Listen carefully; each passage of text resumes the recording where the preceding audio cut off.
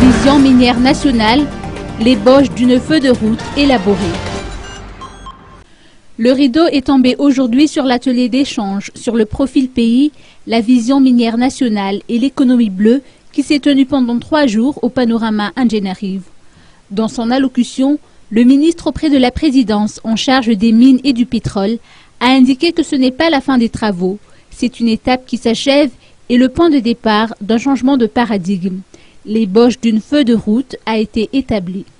Le travail fourni a été remarquable et ensemble, nous avons donc défini cette échéante ébauche de la feuille de route qui nous mènera vers les réformes nécessaires à un secteur extractif pourvoyeur de ressources, géré harmonieusement dans le respect de l'environnement et garantissant à la population et aux générations futures des retombées conséquentes.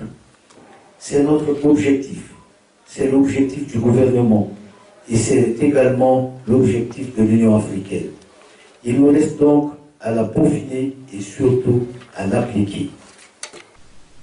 Pour le représentant de la Commission économique des Nations Unies pour l'Afrique, Madagascar a pris une part importante pour la mise en place de la vision minière africaine. On avait déjà travaillé en quelques pays africains auparavant, mais c'est la première fois maintenant qu'on fait ça ensemble avec l'économie bleue. Donc cette vision minière africaine, elle sera mise en place pour la partie continentale, mais aussi pour la partie océanique.